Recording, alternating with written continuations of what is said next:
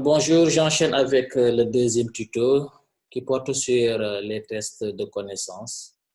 Les tests de connaissances sont très importants, donc il faut que l'enseignant prépare pour chaque chapitre 5 à 10 questions donc, qui permettront aux étudiants de jauger le niveau de compréhension donc, de votre cours. Ils vont aller dans les tests de connaissances, donc choisir des questions, donner leurs propres réponses et le système donc leur répond automatiquement pour leur dire donc c'est vrai ou bien c'est faux ou bien leur donner donc la bonne réponse suivant un type de question bien précis. Et là, ça ne fait que renforcer donc, leur niveau de compréhension. C'est pourquoi on invite les enseignants à bien travailler donc cette partie test de connaissance. Chaque chapitre au minimum doit comporter 5 bonnes questions, voire même 10. Okay? Donc je vous montre comment créer donc, un test de connaissance. On est toujours au niveau du chapitre 1. Je viens là ajouter une activité, une ressource et je choisis donc l'activité test. Donc et là j'ajoute et je le nomme par exemple test de connaissance du chapitre 1. Okay? Du chapitre 1. La description pour le moment, je laisse comme ça. Et puis, le temps, comme c'est un test de connaissance, donc je vais revenir quand je ferai une évaluation. Je peux laisser les paramètres par défaut. Et puis, j'enregistre et je reviens donc au cours. OK, j'ai mon test de connaissance du chapitre 1 qui est créé. J'entre là-dedans pour modifier donc le test. Et puis, donc là, je vais ajouter ma première question. Donc, une question de la banque de questions. Si j'ai déjà conçu des questions, donc je peux aller donc les tirer là-bas. Pour les remettre, donc là, je viens ici, une question. Vous voyez, donc apparemment, c'est un type de question. OK? Donc, je peux choisir d'apparier la capitale à son pays. Par exemple, donc avoir une liste de pays Canada, Italie, Japon, donc Dakar, et Sénégal du moins. Et puis donc une deuxième liste de capitales, Ottawa, Rome, Tokyo et Dakar, et demander donc aux étudiants d'apparier la capitale à son pays. Donc un deuxième exemple, par exemple apparier la lettre et sa position dans l'alphabet. Donc proposer donc, une première liste de chiffres, par exemple 1, 2, 3, 4, une deuxième liste de lettres de l'alphabet ABCD et demander donc aux étudiants d'apparier la lettre à sa position dans l'alphabet.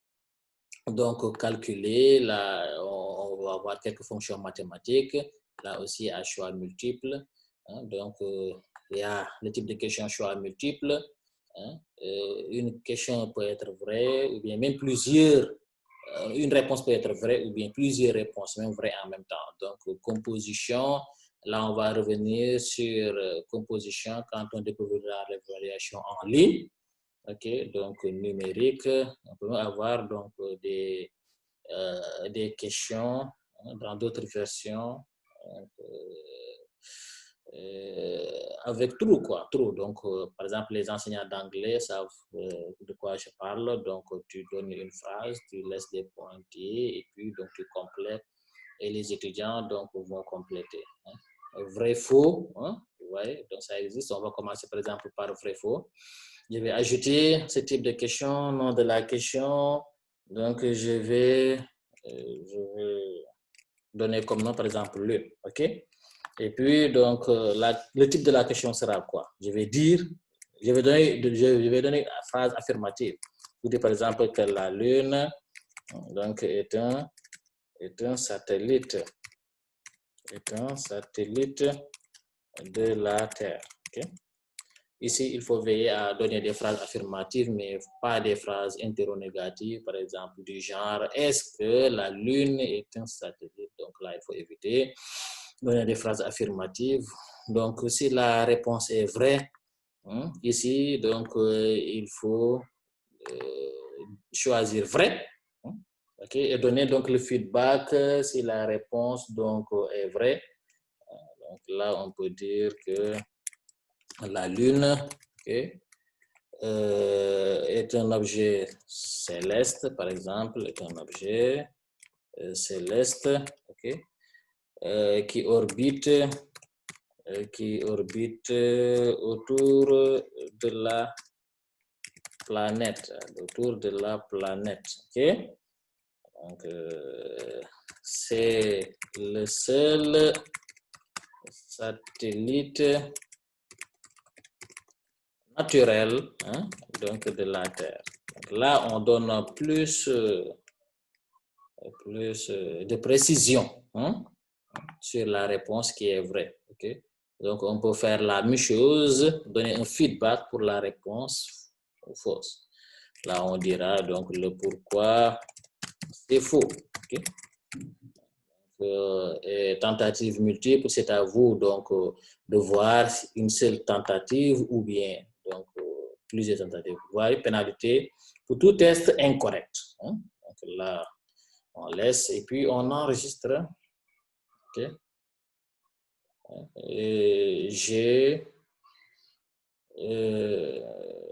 ma première question. Okay? Je peux ajouter donc une question QCM, par exemple, choix multiple, ok, ajouter, et puis nom de la question, je mets capital et puis, ok, et puis donc le texte de la question peut être capital, donc du Sénégal, ok, puis ici dans les réponses, je peux donner comme réponse par exemple Diourbel.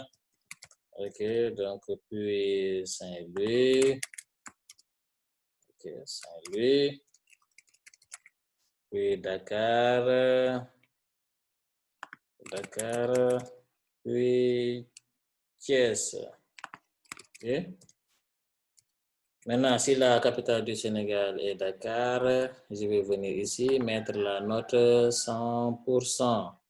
Si maintenant dans les réponses, on devait avoir 2 réponses vraies, donc je vais ici donner 50% à chaque bonne réponse. Si c'est 3, 33,33%. Et puis donc valider. Ok. On va finir par une dernière question. Par exemple, donc calculer. Ok. Calculer, ajouter, donc puissance d'un nombre. Ok. Ok, donc là, calculer, par exemple, A à la puissance B. Ok. Et puis ici, dans la formule de la réponse, il faut faire attention, quand il doit y avoir une variable, la variable doit être prise entre accolades. Okay? Donc là, il y a des fonctions quand même prédéfinies, comme POW. Okay? Donc POW, par exemple, je vais donner la variable. Okay, attention.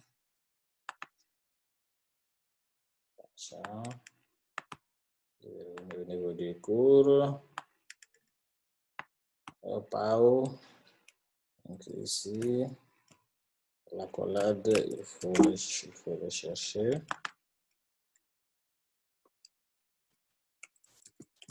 Vous voyez, donc je l'ai. Là aussi, je vais faire à la puissance, par exemple, 4. OK. Je donne une formule pour calculer à la puissance 4. La note, je donne 100%, tolérance, je laisse comme ça, relatif, ça peut être numérique, géométrique.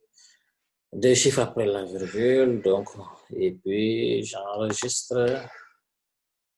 OK. Donc là, comme je le disais tout à l'heure, qu'une question calculée est un moyen de créer des questions numériques et de choisir des jokers qui vont se substituer à des valeurs dans le test. Donc là, vous voyez, joker, caractère joker obligatoire présent dans les réponses. Donc là, je laisse ne pas synchroniser et puis, page suivante, il prend 4.2 comme valeur de A. OK? Et puis, donc, il calcule la puissance 4.2 à la puissance 4. Okay, donc, il a le résultat. Puis, vous venez pour ajouter un nouvel élément et puis, donc, revenir pour enregistrer. Okay, donc, vous voyez, on a 3 tests. Okay. L'un vrai-faux, l'autre choix multiple. Ça, c'est choix multiple. Donc, la puissance est calculée. L'une vrai-faux. Okay. Donc, là, j'ai 3 questions. Et puis, je peux revenir dans le cours de départ. OK. Pour voir ce que les étudiants auront fait. Je vais revenir ici dans le test que j'ai créé. Test de connaissance du chapitre 1. Je clique là-dessus. Et puis, vous voyez, donc, j'ai une tentative déjà, un étudiant, donc, qui a donné une réponse. Vous voyez, donc, c'est l'étudiant, donc, Bounama Gueye. J'ai la possibilité, donc, de télécharger les réponses de tous les étudiants.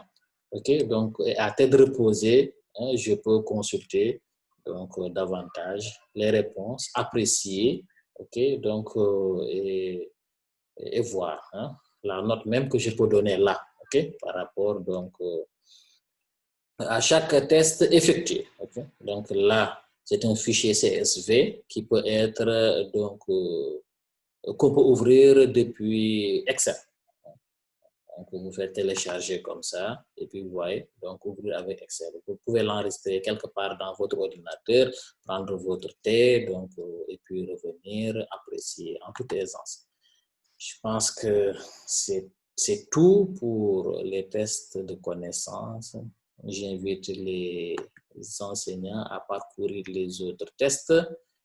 Pour les fonctions mathématiques, donc, il existe beaucoup de fonctions prédéfinies comme cos, acos, arccos, donc, même pi, SQRT, donc ça sont des fonctions prédéfinies que je peux utiliser directement donc, dans la partie formule là, que j'ai décrite tout à l'heure. Donc, je pense que c'est tout pour le deuxième tuto qui portait sur les tests de connaissances. Donc, on va se retrouver tout à l'heure pour un troisième tuto qui portera sur l'évaluation en ligne et remise donc de travaux. Je vous remercie et à bientôt.